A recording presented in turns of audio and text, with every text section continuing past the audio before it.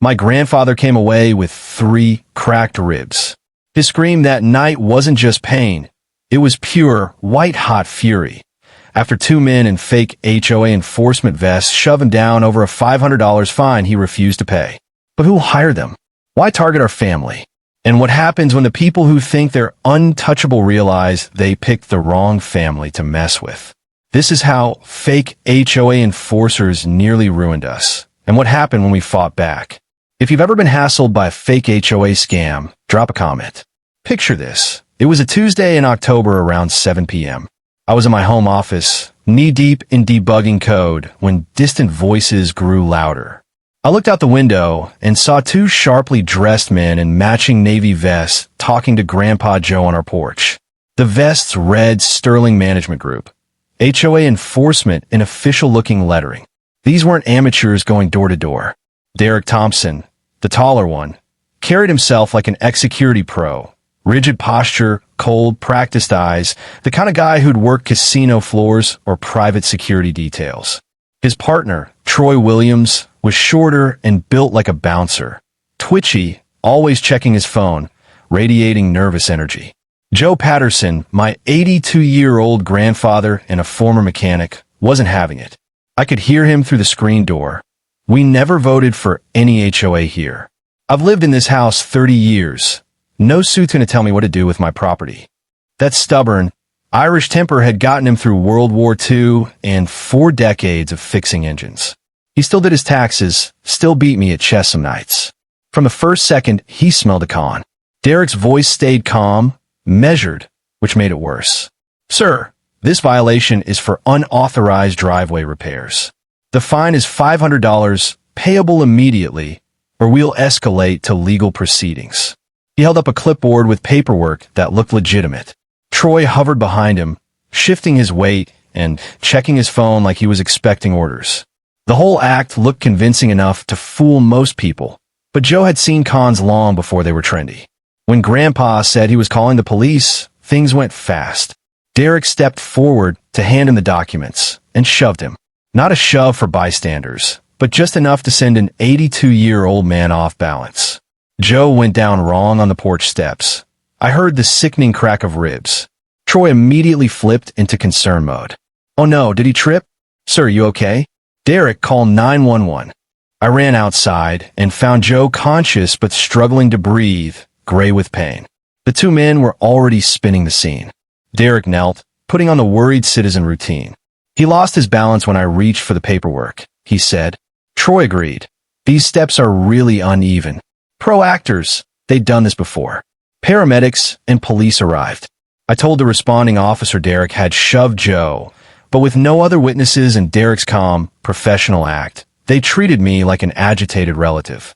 The officer took the men's info, glanced at the official-looking paperwork, and logged the incident as an accident arising from a civil dispute. Derek and Troy offered sympathetic words, promised to follow up, and left. No arrests. No charges. The case marked under investigation. When my girlfriend Becky Matthews came home from work and heard what had happened, she was horrified. Why didn't they arrest them? She asked, pacing. Because they made it look like an accident, I told her. Professional criminals know how to manipulate a scene. Becky works as a downtown receptionist and trusts that the system handles things properly. Maybe we should just pay it and be done, she said. It's only $500. But this wasn't about money. It was about predators picking on my family. The medical bills piled up fast. $11,000 for the ER visit, x-rays, and overnight observation. Joe had 3 cracked ribs and needed oxygen for 2 days. Unsurprisingly, the insurer started pushing back, arguing coverage didn't apply because this was an accident during the commission of a crime, i.e., the fake HOA incident. I had to take unpaid leave from my software job to manage hospital bureaucracy and care for Joe. Cash was already tight, exactly the pressure these scumbags hoped for. I called my cousin Mike Davis, president of the Steel Ravens Motorcycle Club and an ex-Marine who treats family like gospel. Police aren't doing enough. Derek's coming back. I told him. Mike's reply was immediate. Family protects family when the system fails. We ride tonight. Within the hour, 15 Steel Ravens were posted around our house. Tank Johnson, 6'4", and 300 pounds of pure presence, parked his bike across our driveway, and set up a silent watch. All I had as proof was the Sterling Management Group letterhead on the fake violation, embossed logo, legal-sounding language, and a downtown office address. But calling the number led to a voicemail. Driving to the listed address led me to a real building and a dentist suite that had never heard of Sterling. The paperwork was almost too perfect. Becky, watching Tank Stand Guard, said, "At least your cousins are taking this seriously." The neighborhood noticed the Steel Ravens. Some neighbors were uneasy about the bikers. Most were sympathetic. Mrs. Henderson, elderly kind, brought a casserole and mentioned she'd been receiving odd, official-looking mail lately. That night, I poked around Sterling Management Group online. Their site looked professional, polished design, testimonials, legalese about HOA compliance. But when I checked corporate filings, the registration date was only 18 months old, exactly when similar scams began surfacing in nearby neighborhoods. One detail chilled me. The site's contact page listed the same office building where Becky worked as a receptionist. Was someone watching us? The next morning a knock came that felt like salvation. I expected another casserole-bearing neighbor or Derek and Troy back for round two. Instead, it was Megan Garcia, mid-40s composed, carrying homemade soup and a thick manila folder. "I heard about your grandfather," she said. "I think I can help with the legal side." After a day of helplessness, her words hit like a life preserver. Megan looked exactly like the neighbor you'd want in a crisis. Wire-rimmed glasses, neat hair, conservative suit, calm authority. "I'm a paralegal downtown," she told me when I invited her in. "I stayed up researching HOA law last night. What those men did is illegal." She opened her folder and spread out articles, legal precedents, and template letters to challenge fake violations. Professional, thorough, exactly what I needed, but didn't know how to find. Becky, getting ready for work, connected with Megan immediately. "Thank God someone knows what they're doing," she said, relieved. Megan handed Becky a business card for a lawyer friend who handled HOA disputes, and said she'd arranged a free consultation that afternoon. The relief in Becky's voice was like a weight lifted. Megan explained complex legal procedures in plain language, walked me through filing complaints with the state attorney general, and offered to organize a neighborhood meeting. "Scammers hit multiple houses," she said. "Finding other victims strengthens your case." Her help felt like finding water in a desert. Megan even drove me to the hospital to see Joe. She brought chicken soup, sat with him while he told engine stories, and quietly paid for prescriptions when insurance balked. "Don't worry about paying me back," she told me. "Focus on his recovery." Watching her with Joe, the way his face brightened, I was convinced we'd found an angel. After Derek and Troy's attack, Megan's kindness restored my faith in people. That evening, Derek and Troy returned with a heavier hand. A second notice, bumping the bogus fine to $1,000 for noncompliance. They looked surprised to see the Steel Ravens still posted, but they pushed on with their intimidation. Then Megan walked onto the porch and methodically dismantled them with legal knowledge I didn't know existed. She calmly cited statutes, explained how their conduct amounted to criminal fraud, and warned them to leave or face real authorities. Derek tried to keep his professional facade, but cracks showed. Troy kept checking his phone. When Tank stood and cracked his knuckles, both men decided retreat was wiser. "We'll be back with proper documentation," Derek muttered as they left. Watching them slink away felt like our first real victory. Afterward, Megan helped us get organized for the legal fight. A filing system for medical bills, insurance correspondence, and police reports. A formal complaint to state consumer protection, with her walking me through each section and explaining what details investigators would need. Her attention to detail caught inconsistencies in Derek and Troy's paperwork I'd missed. Becky said, "She's the only rational adult in this whole mess." For the first time since it began, I felt we had a real chance. Megan promised to return with more research and to help organize the neighborhood meeting she'd suggested, even inviting a police officer to explain residents' rights. "Community education beats predators," she said. The next morning changed everything. Ellen Hayes, a retired teacher who'd been at our neighborhood meeting, was in her backyard, sobbing. When I asked what had happened, she whispered that she'd actually paid $800 to Sterling Property Services last week after a threatening call. Then she said the thing that made my stomach drop. The woman on the phone sounded like Megan.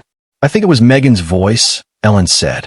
She'd taught elementary school for 30 years and said she could tell voices. The way certain words were said, a particular little condescending laugh. I felt like the floor dropped out from under me. If Ellen was right, everything about yesterday, Megan's expertise, her story about losing her father to con men, her generosity, could be a carefully built lie. But why build so elaborate a performance to win her trust? My suspicion sharpened into an ugly possibility. What if Megan was part of the scam? I started digging. The more I pulled, the worse it got. Sterling Management Group, Sterling Property Services, Sterling Legal Solutions. They were all registered the same month, listed variations of the same address, and in corporate filings shared bank routing details. Not separate companies cooperating, one entity inventing an entire ecosystem. The timeline matched. All the Sterling entities were founded about 18 months ago, around when similar scams began in the region. Worse, Megan Garcia's rental application showed she moved to Maple Street 2 weeks after Sterling was incorporated. Coincidence? Maybe, but it didn't feel like one. Mrs. Henderson's offhand comment about Megan knowing neighbors' finances and routines suddenly made sense. She'd sounded paranoid at the time. Now it looked like a warning. I found a security flaw on Sterling's website and accessed their client portal. No technical details here, but what I saw turned my blood cold. The portal contained months of surveillance photos of neighborhood homes, financial estimates for properties, and behavioral notes cataloging residents' routines and vulnerabilities. There were pages with detailed profiles. Who was isolated, who was financially strained, which houses were best targets. Grandpa Joe's file ran several pages and included personal notes like his daily walk, his medical conditions, and which windows he liked to sit near. In those documents, I also found communication logs. Derek receiving step-by-step targeting instructions. And the instructions traced back to an email registered to M. Garcia. Every breadcrumb pointed to the same conclusion. This wasn't a pair of random thugs. It was a coordinated, professional operation. And whoever was running it had been watching us for months. Every time I asked a question, Megan had a confident answer. Becky, especially, was blown away by her. She's the only rational adult in this mess, she told me that night as we got ready for bed. Maybe now we can deal with this properly instead of depending on a biker gang. I had to agree. Megan's legal strategy felt more practical than having the Steel Ravens camped out in our yard. For the first time since this nightmare began, I actually believed we had a fighting chance. Megan promised to come back the next day with more research and to help organize the neighborhood meeting she'd suggested. She wanted to bring in a real police officer to explain residents' rights and show people how to report fraud correctly. Education is the best weapon, she said. Once people know what to look for, scammers lose their power. The following morning, I took her advice and pulled together a neighborhood gathering. 25 people crammed into our living room, including Ellen Hayes, a retired teacher from 3 houses down. Megan listened carefully, jotting down notes as everyone described their run-ins with strange letters or calls. Most hadn't paid, but they'd definitely been targeted. Ellen said she'd received one of the fake violation notices, but claimed she had ignored it. As the meeting wrapped up, Megan handed out her template letters and gave everyone her contact info. She encouraged people to call if they received anything suspicious. We're stronger together, she reminded us. These crooks want you to feel alone and afraid. But when neighbors stand united, they lose their leverage. After everyone left, I felt more hopeful than I had in weeks. For once, someone with real expertise was on our side. Not just someone who understood the legal angles, but someone who cared enough to fight with us. Megan Garcia felt like an answered prayer. But the next morning, everything changed. I found Ellen crying in her backyard. When I asked what was wrong, she admitted she'd lied at the meeting. She hadn't ignored the scam. She had paid $800 just last week to a company called Sterling Property Services after getting a threatening phone call. Her voice trembled as she confessed the worst part. Josh, the woman who called me. I swear it was Megan's voice. Her words hit me like a brick to the chest. I stared at this sweet, retired teacher as she clutched a tissue with shaking hands. My mind couldn't process it. Megan, the woman who had been guiding us, protecting us, caring for my grandfather, could she really be one of them? I tried to reason it away. Ellen, are you certain? Phone calls can distort voices. Maybe you were just scared, but I could see the truth in her eyes. She wasn't confused. She knew voices. 30 years teaching kids had sharpened her instincts. The way she pronounces certain words, Ellen whispered. And that little condescending laugh, it was her. I'd stake my life on it. I felt my stomach turn. If Ellen was right, then Megan's compassion, her legal expertise, her story about losing her father, all of it might have been a carefully built lie. But why? Why would someone go to such extreme lengths to earn our trust? The only answer that made sense was the one I didn't want to face. Megan wasn't here to fight the scam. She was the scam. That night, I put my programming skills to work digging deeper into the web of Sterling companies. What I uncovered chilled me to the bone. Sterling Management Group, Sterling Property Services, Sterling Legal Solutions, all created within the same month. All registered to slightly different versions of the same business address. All sharing identical bank routing numbers. This wasn't a network of separate businesses. It was one person building an entire fake ecosystem. The timeline told the rest of the story. Every Sterling company popped up 18 months ago, the same time these scams started spreading, and the same time Megan Garcia moved into our neighborhood. I even pulled her rental application online. She'd signed her lease just 2 weeks after Sterling Management was incorporated. Too perfect to be coincidence. Mrs. Henderson's warning suddenly came roaring back. She complained that Megan always seemed to know which neighbors were struggling financially. At the time, I'd brushed it off as old lady suspicion. Now, it felt like she'd been trying to warn me. Fueled by rage, I hacked into Sterling's website through a simple vulnerability. What I found in their hidden client portal made me physically ill. Surveillance photos of every house in our neighborhood, taken over months. Detailed financial estimates for each family. Behavioral notes, daily routines, who was vulnerable, who was isolated. Psychological profiles ranking residents by how easily they could be intimidated. My grandfather's file was 3 pages long. They knew his medical conditions, his habits, even which chair he liked to sit in by the window. They had schedules for me and Becky. They knew when we went to bed. Derek and Troy's odd behavior finally made sense. I found message logs showing they'd been receiving direct instructions on which families to pressure. And the emails weren't coming from some shadowy organization. They were from an address registered to M. Garcia. Megan wasn't our savior. She was the boss. One email in particular burned into my mind. Derek had complained that things got messy after Joe's injury. Megan's reply was ice cold. Stick to the plan. Emotional reactions are what separate professionals from amateurs. We finished this neighborhood, then moved to the next. Our lives weren't lives to her. They were profit margins. And then came the final nail. Security footage from a storage facility revealed the truth. Unit 47 had been visited weekly for 18 months. The visitor? Megan Garcia herself. Same car, same walk. And in one clear shot, her face was turned straight at the camera, smiling, casual, as she carried boxes of evidence. Joe's suspicions from the hospital suddenly rang prophetic. That Garcia woman asks too many questions, he'd muttered. His instincts had been dead on. The fake lawyer friend? Another illusion. I called the number Megan had given us. It led to a voicemail system in a voice that sounded just like hers, disguised with a faint accent. She created entire fake personas to back up her con. That evening, Mrs. Henderson knocked with another disturbing piece of the puzzle. Megan had asked her about her late husband's pension and which neighbors might be behind on mortgages. What had sounded like polite conversation was actually reconnaissance. Piece by piece, the mask was falling. Megan hadn't been helping us fight the scam. She had been running it all along. Becky was devastated when I showed her the evidence. I trusted her completely, she whispered, staring at the photos of our house from Megan's files. If someone like her can fake it that well, how do we trust anyone again? The paranoia spread like poison. Megan had turned the foundation of neighborhood trust into a weapon.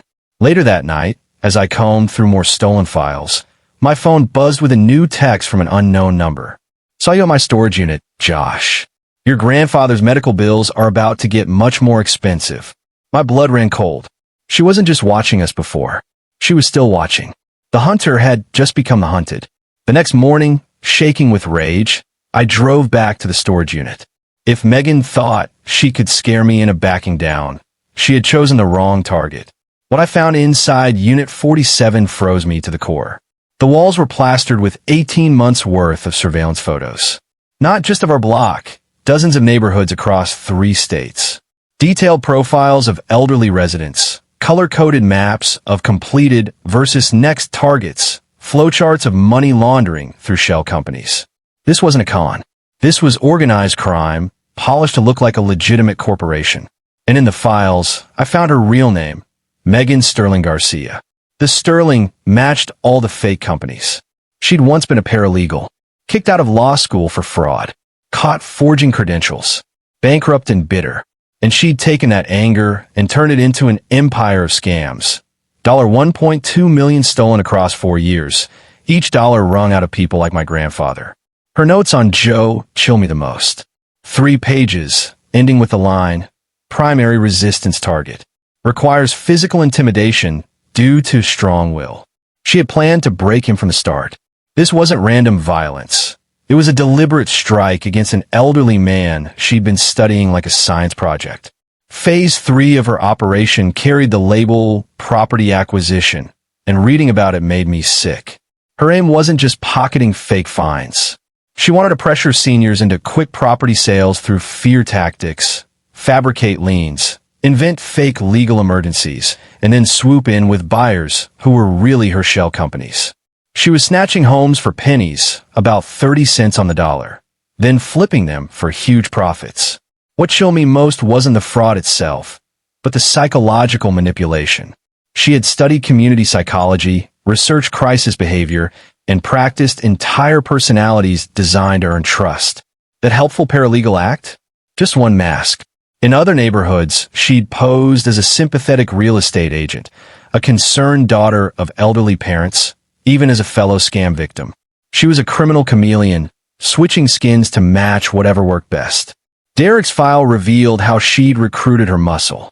She deliberately sought out men with records who were desperate for work.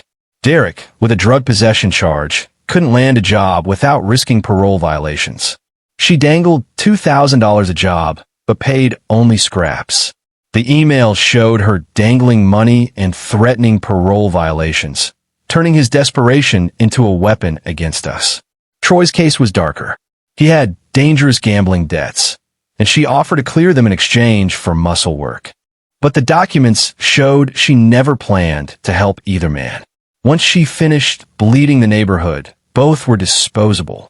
She'd already drafted fake lien paperwork, $85,000 in bogus fines and legal fees against Joe's $320,000 home.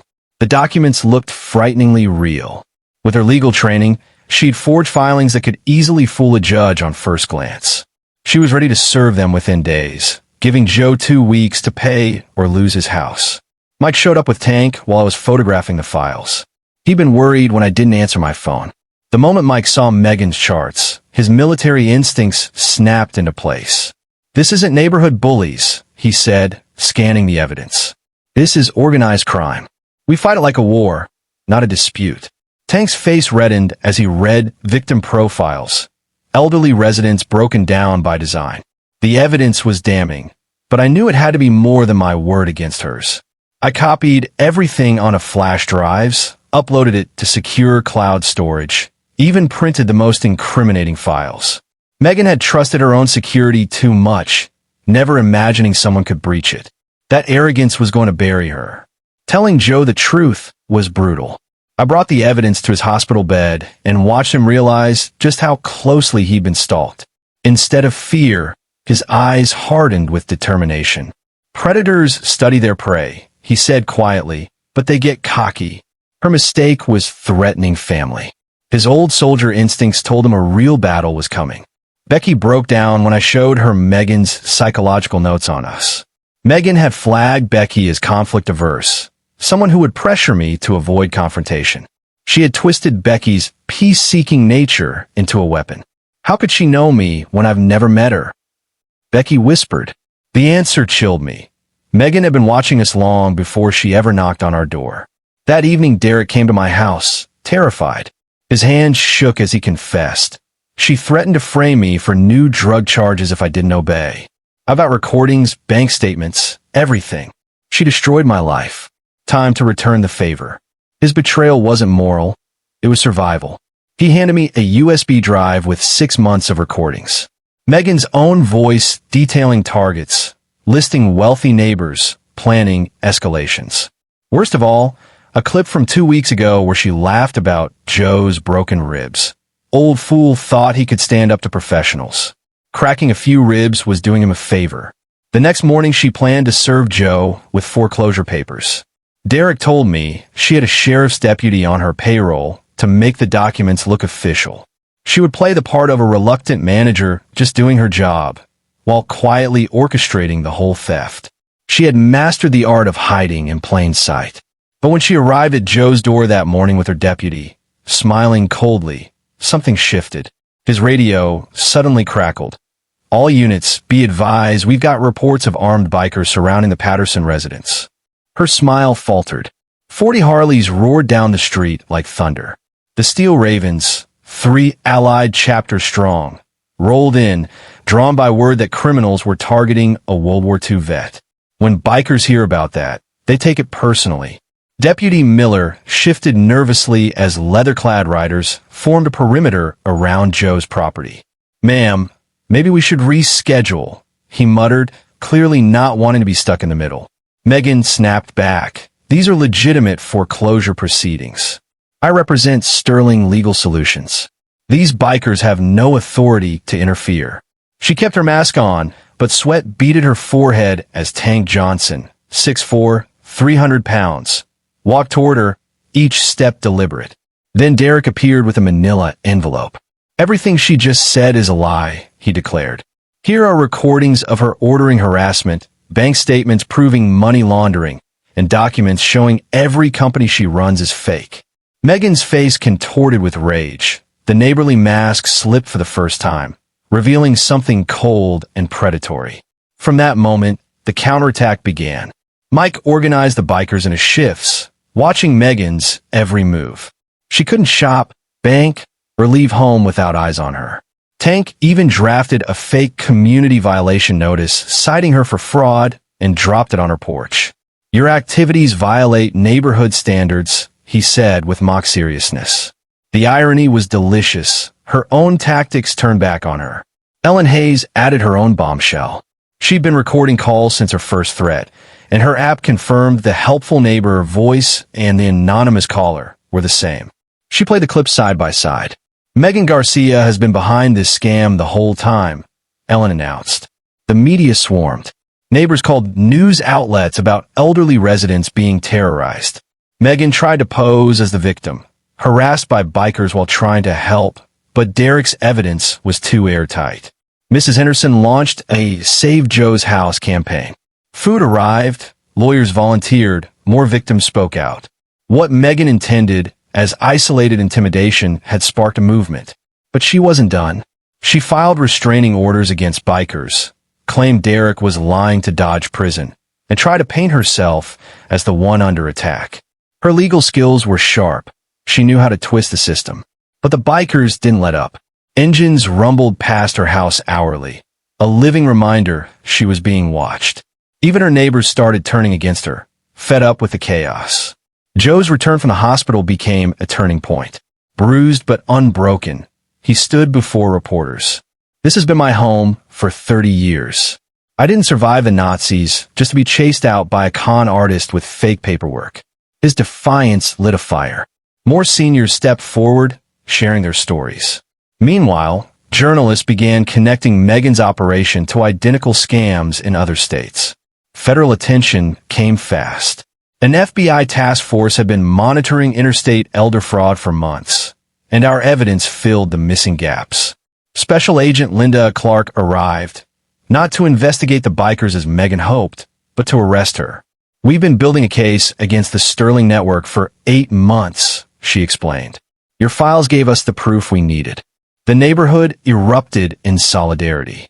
Businesses put up support elderly rights signs. Students held fundraisers. The VFW sent veterans to guard Joe's home. Megan's plan to isolate her victims had backfired. It united a whole town. Derek and Troy both testified, finally breaking under her threats. Derek admitted she blackmailed him with parole violations. Troy confessed she used his mother's disability checks as leverage. Both turned evidence over, shredding her last defenses. Her empire was crumbling, but before the agents left, one slipped me a card. On the back, handwritten in red ink, "Megan Garcia is not a real name. Call me." When I dialed that number, the truth hit harder than anything yet. "Her name is Margaret Sterling," Agent Clark said. "She's wanted for elder fraud in 6 states. Over 3 million stolen. We've chased her for 2 years. Our neighborhood wasn't her first target. We were just her latest stop. And now, for the first time, she was cornered." FBI surveillance uncovered her attempt to funnel stolen assets into offshore accounts. Exactly the kind of proof needed to tie her to an organized criminal network. But before agents could freeze her holdings, she made one last legal gamble: an emergency court hearing to finalize Joe's property seizure. To the press, she insisted, "I'm simply carrying out legitimate debt collection procedures." Inside the courthouse, however, the evidence piled up like an avalanche. My forensic analysis traced her 4-year, multi-state operation, testified the digital expert. Derek's recordings revealed that she had personally ordered harassment campaigns and forged legal documents. Ellen's voice analysis proved she had played both the kindly neighbor and the anonymous caller. Troy's testimony showed how she had threatened his disabled mother. Just one of many examples of how she exploited family vulnerabilities to maintain power. 47 elderly victims from 3 different states appeared via video link, each describing the manipulation and financial abuse they'd endured. The weight of their stories painted a devastating picture. Here was a criminal who had systematically preyed on the most vulnerable, weaponizing their trust and confusion. Judge Morgan's expression grew darker with each account, realizing just how extensive her network was in his own jurisdiction. Then came a most powerful moment. Joe took the stand despite his injuries. "Your Honor, this woman studied me like a specimen in a lab," he declared, his voice carrying the weight of 8 decades. "She documented my routines, my health conditions, even my family ties. And when I refused to bow to her intimidation, she sent men to hurt me." His direct stare at Megan across the courtroom was electric, an aging veteran refusing to cower before a predator who had underestimated his generation's resilience. Megan's facade finally shattered. Faced with overwhelming testimony, she erupted, screaming at her victims on live television. "You were all easy marks. Old people deserve to lose money if they're dumb enough to fall for simple tricks." The outburst erased any illusion of respectability. Viewers saw her true nature, a predator who had built her empire on elder abuse. Federal prosecutors hit her with a sweeping list of charges: elder abuse, wire fraud, interstate conspiracy, and money laundering. Agent Clark explained that parallel cases had already been filed in Arizona, Florida, and Texas, linking dozens of victims. "This is the largest elder fraud prosecution our office has ever undertaken," she said. The courage of this community made it possible to connect the dots across states. Even Derek found redemption in cooperation. Despite his criminal record, his testimony became critical in explaining how she recruited and controlled her enforcers. "She preyed on my desperation and threatened my family," he admitted. "I'm guilty of helping her, but I won't let her hurt anyone else." His willingness to face the consequences gave weight to his remorse. Judge Morgan's ruling was firm. Every fraudulent lien was voided, all forged documents nullified, and Joe's home secured from seizure. This court finds overwhelming evidence of a sophisticated fraud operation designed to exploit the elderly, he declared. All activities tied to the Sterling organization in this jurisdiction are hereby terminated, and all assets frozen pending federal prosecution. The outcome flipped the narrative. The Steel Ravens, once painted as criminals, were now national heroes. Headlines praised them. Bikers become guardians. Motorcycle clubs protect elderly from fraud ring. Mike gave interviews explaining that their intervention had been motivated by family loyalty, not lawlessness. Public perception shifted. Bikers became symbols of neighborhood defense. After months of fear and stress, victory felt surreal. Margaret Sterling was arrested on multiple felony charges, denied bail as a flight risk, and her stolen funds were earmarked for victim restitution. Our community had done more than protect itself. We had helped dismantle a criminal enterprise that had been exploiting seniors across the country. But even triumph carried scars. Some neighbors moved away, shaken by the discovery that they'd been under constant surveillance. Property values took time to recover. My relationship with Becky never regained the trust that had been eroded by Megan's manipulation of our personal lives. And yet, the neighborhood had changed forever.